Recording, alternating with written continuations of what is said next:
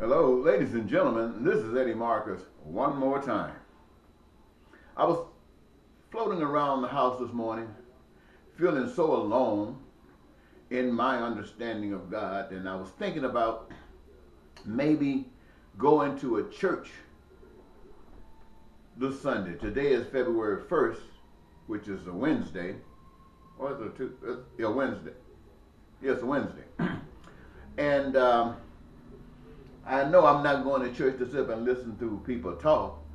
So I wanted to call a few and ask the pastor if he would permit me to tell why I advocate for God. Just a few minutes to say why I advocate for God. And as I thought about it, that's nothing new. I've been doing that for 30 some odd years. And it has had no positive effect. Now, would it have one now that since Donald Trump is in office? I don't know. I mean, I put posts on Facebook, YouTube. They're not seeming to get any more clicks than they normally do. So a preacher friend called me and he was talking about this football game coming up Sunday and I should get me some ribs. I guess he was trying to get an invite. And I asked if he was going to church and he was saying, well, the football game is at 5:30, so he's going. And is suggesting that I go, and I'm thinking that I really don't have a reason to go. And he asked me, well, don't you glad that God is blessing you, that you're up this morning? I say, of course, but that's no reason to go to church. Well, don't you glad that you got health, your kids are healthy, and all of these things, you know, the original and statements that they use all the time. I say, yes, I'm very proud of that. That's why I thank God every day, in every way I possibly can. But I can't see myself sitting up in church listening to pastors and sitting amongst parishioners who find that it is okay and the godly thing to do to go to the polls and vote for the lesser of evils. See, my God, the one that I serve and the one that I talk about says if that's the only thing that you got to vote for, then you stand up for what is right. And if there's but one vote, and that's you, you don't have to go to the polls to do that. You can just stand up for what is right. And that is satisfactory to God. That is satisfactory to God. And so I really don't see a reason to go to church amongst people who don't want to hear what I'm talking about. And so I want to say to everybody that will listen, I have learned with my experience for God that God truly is love, that God is the answer to all prayers. And I've learned a whole bunch of other things that I wished I could have the pleasure of telling people who wanted to listen.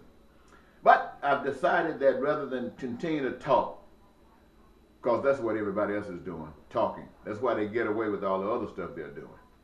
So I've decided not to talk. But I've also indicated to you that on March 20th, I am going to a traffic court for speeding. And I will use this as an opportunity to stand up for a brand new world. I will use this as an opportunity to stand up for God as God has presented himself to me and how God is telling me I should be. And I was thinking that everybody else should be the same way. I didn't think I was the only one who wanted health care for everybody on earth. I didn't think that I was the only one that wanted education for everybody on earth that wanted it or needed it. I didn't think that I was the only one on earth who felt that all human beings should have food, clothing, and shelter. I didn't think I was the only one. I didn't think I was the only one who knew that in order to meet these needs, everybody has to participate in a job. I didn't think I was the only one who saw things like that. But apparently, at least in my circle, I am. And since I am, there's no need for me to talk to anybody in Minnesota, Mississippi, or the United States about this. I'll just do this. As a child of God, I have been taught. I haven't been practicing it, just like you. But I have been taught, and now I'm going to practice it.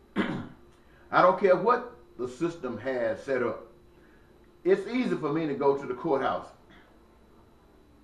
and pay that fine and come on back home. But that's not serving God. The system is corrupt. The system is anti-God, and the people that represent it, whether they know it or not, to me, based upon my teachings, they are anti-God.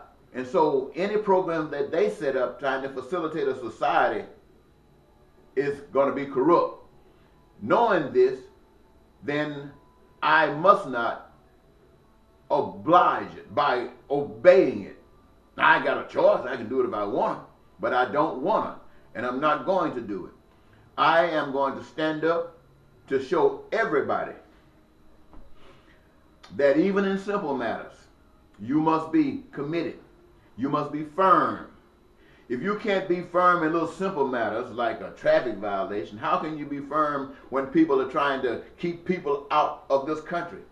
How can you be firm when people are trying to take away folks' health care?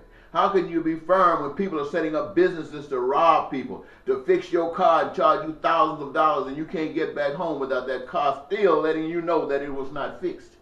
How can I sit back and watch people create prices, increase prices on food and stuff that people can't afford? How can I sit back and see people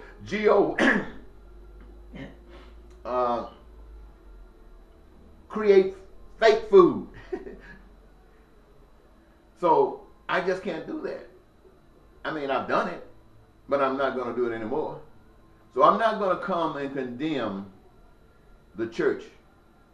If I can tell Donald Trump that I forgive him, then I must forgive everybody in the United States, especially the church. And I have to take this approach, that you only do what you do because you are absent of the truth. And you can't beat the truth in people. You just have to live the truth. And if there's anything within them that can see it, that might have an effect on them. But that is not why I'm doing it. I'm doing it because I represent my God. I asked a man the other day, have you ever preached a sermon on the only begotten Son? Now, I know a lot of folks don't believe in God. They think about Eastern religions and how this thing has all been set up. But I just asked, have you ever preached a sermon on the only begotten Son? And I ask that because when I look at the world and all the things I've heard or studied, the only begotten Son means the one that God could count on.